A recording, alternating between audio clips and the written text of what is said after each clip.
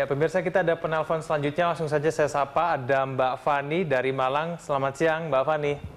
Selamat siang. Ya, sampaikan pertanyaan atau pernyataan Anda, Mbak Fani. Soal ini ya, mendidik anak, tapi kita menghindari kekerasan kekerasan dalam pendidikannya. Kalau misalnya di agama sih ya, sebagai dasar kita sehari-hari berbuat kan, sebenarnya di setiap agama kan juga menghindari adanya kekerasan gitu untuk ngajarin atau untuk mendidik anak. Tapi yang jadi apa ya namanya, cobaan bukan tantangan sih, tantangan untuk orang tua zaman sekarang itu adalah ketika kekerasan tersebut itu ada setitik atau sedikit lah gitu di perbuatan orang tuanya sehari-hari, walaupun memang tidak ditujukan sama anaknya langsung, tapi misalnya kayak gini. Ibunya lagi nyetir, sebelahnya ada anaknya. Terus kan kita pas lagi ada keadaan yang membuat kita jadi sedikit ngomong kasar. Kemudian anaknya dengar gitu. Terus padahal itu kan sudah dimaksudkan sama anaknya, tapi anaknya bisa meniru kayak gitu-gitu. Kemudian ketika anaknya meniru, terus ibunya bilang, loh kok kamu ngomong kayak gitu? Itu kan ibunya sendiri yang ngomong kayak gitu-gitu. Jadi padahal ini sebenarnya bentuk suatu kelepasan kan. Jadi ya hal-hal seperti itu yang tadinya kita tidak meniatkan, tapi ternyata malah hal jadi itu yang gitu ya? Iya, jadi bumerang buat orang tua sendiri. Ini sudah dibahas ya di segmen pertama ya, bahwa anak itu adalah mesin kopi yang paling handal dan sensitif. Jadi balik lagi ke yang sudah kita sepakati juga di segmen sebelumnya, bahwa kita sebagai orang tua tuh bahkan ketika kita tidak sadar, we still have to watch apa yang keluar dari mulut kita, karena dia bisa langsung sensitif, sakit hati, dan bahkan mengcopy seperti itu ya. Nah, kalau nggak sengaja, nah ini gimana kira lanjutnya ke depan ini harusnya gimana nih orang tua? Kita tuh nggak sempurna ya sebagai parents, tetapi kita juga harus membuka hati bahwa ada waktu di mana kita harus say sorry. Oh gitu ya? Kita nggak akan pernah bisa lepas dari segala hal yang membuat emosi kita memang nggak bisa dikontrol. Memang sebisa mungkin kita mengkontrol. Tetapi kalau misalnya benar-benar tidak bisa, lalu apa yang harus kita lakukan? Just say sorry. Sorry ya, tadi bunda harus marah. Sorry ya, that's not good. Jangan dicontoh. Tetapi kita memang harus bilang sorry. Jangan terus didiamkan setelah kita tumpah-tumpah di jalan. Oops, oh my God, sorry. Oh, gitu. Jadi gitu handle-nya ya, minta maaf dan jelasin ke dia kalau itu salah. Kita juga tidak luput dari kesalahan.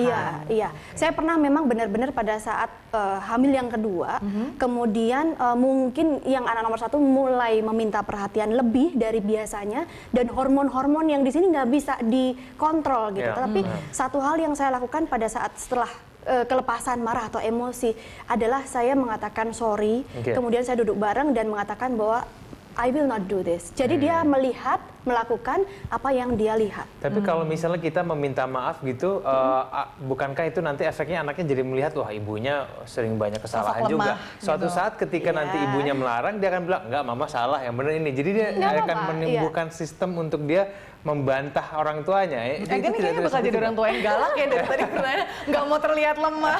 Yang penting seperti itu, Mbak.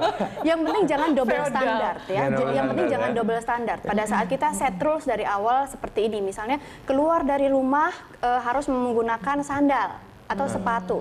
Kemudian next time ayahnya tidak menggunakan sandal. Harus konsisten. Harus konsisten. Dia harus mau ditegur oleh anaknya sendiri gitu loh. Saya juga pernah ada di posisi itu. I'm not perfect at all kan. Tetapi pada saat kita melakukan kesalahan, ya jangan terus diulang. Ingat gitu ya. Jangan double standar. Kalau memang benar-benar kita harus say sorry, janji benar-benar, maka dia juga akan melakukan hal. Anak tuh sadar ya sama double standard ya. Iya pasti. Kok kita nggak boleh tidur malam, ibu sama bapak juga masih bangun. Wah itu bahaya tuh kalau gitu. Beda ya. Ibunya nggak boleh tidur malam kalau gitu nanti ya. Oke, kita sudah ada penelpon selanjutnya, Pak Yakob dari Palangkaraya. Silakan Pak Yakob.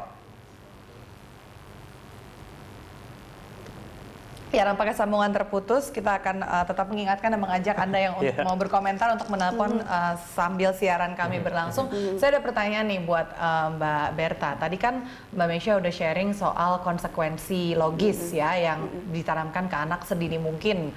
Karena even before dia bisa menyuarakan yang dia inginkan, dia sebenarnya udah ngerti diajarin yang kayak gitu. Tapi ada juga parents yang lebih milih untuk reward and punishment. Nih kalau salah di marahin atau disentil, dan kalau berbuat baik, misalkan dia beresin mainannya atau apa, Kasih dikasih hadiah treat gitu ya. gitu. Ini plus minusnya apa nih? Sebenarnya kalau itu dilogikakan, konsistensi hubungan sebab akibat itu adalah prinsip penerapan reward and punishment. Kesannya kita kalau reward hadiah, punishment hukuman. Padahal pada saat hukumannya itu adalah konsistensi konsekuensi itu adalah hukuman. Misalnya adik kalau misalnya tidak makan di jam 12, nanti jam 1 akan lapar dan akhirnya tidak bisa nonton TV atau tidak bisa membaca buku. Itu kan sebenarnya hukuman buat dia, berarti tidak bisa membaca buku, which is itu merupakan favorit buat dia. Jadi penerapan reward and punishment, jangan selalu punishment itu adalah kekerasan fisik gitu ya. Enggak. Punishment adalah sesuatu yang diterapkan ke anak yang dimana si anak itu tidak suka melakukannya. Misalnya duduk lama-lama di depan tembok menghadap tembok, kan boring banget ya. Itu sudah tapi bisa itu boleh tuh Mbak Kenapa? memberikan hukuman kayak gitu. Kalau itu istilahnya time out ya. Iya, time out. Oke. Istilahnya mungkin time out. Jadi karena daripada kita menyuarakan hal-hal atau mengatakan sesuatu yang tidak enak, lebih baik coba hadap tembok selama 1 menit, jangan lama-lama. Karena karena nanti kelamaan dia ngantuk sendiri, akhirnya esensinya nggak nyampe kan. Jadi hal yang tidak disukai jadikan menjadi punishment. Betul. Malah tidur dia di pojokannya. Baik. Ini ada kita sapa lagi dari Palangkaraya, ada Pak Yakub. Selamat siang Pak Yakub.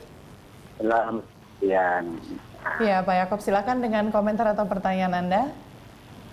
Ini saya bersyukur mendengar dan menyaksikan banyak-banyak berita mengenai dengan anak-anak yang diadopsi. Sifatnya kalau bahasa kami orang Kalteng itu anak angkat. Dan saya juga memang sudah secara pribadi saya juga mengalami suatu istilah punya orang tua angkat. Dan kelanjutan sampai saya lagi, ya alhamdulillah saya biarpun tidak ada yang dari darah daging saya sendiri, saya juga mengambil seperti orang tua angkat saya mengambil saya. Jadi saya sekarang anak angkat juga. Saya mendengar dari berita-berita yang sangat yang tidak menyenangkan kalau seorang tua yang mengadopsi tapi mengabaikan segala tanggung jawab dan tidak memberi kasih sayang yang penuh, itu yang sangat saya khawatir nasib dari anak-anak yang diadopsi untuk kehidupan kelanjutannya. Baik, terima kasih Pak Yakub atas komentar Anda.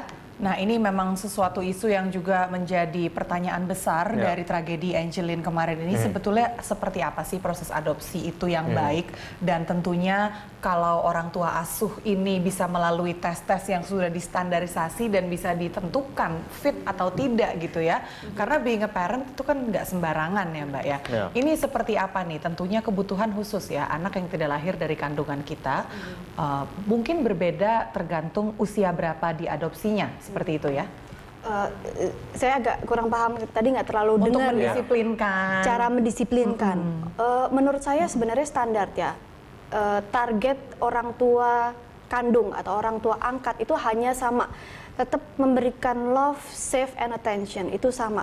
Kalau dia tidak bisa memberikan itu, kayaknya kedepannya juga akan sulit gitu ya diberikan.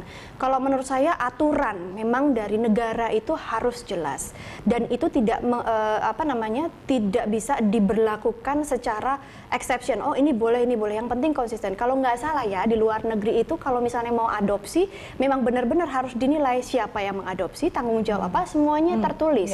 What will happen to you kalau misalnya anak ini diabaikan. Artinya cara didik itu sama ya dengan apabila ini anak kandung kita. Tapi tentunya harus anak adopsi ini dia masuk ke lingkungan keluarga kita sudah dengan berbagai pertanyaan dan mungkin rasa kecil hati dan kurang seperti itu ya. Bagaimana mengakalinya? Kita dijawab di segmen berikutnya.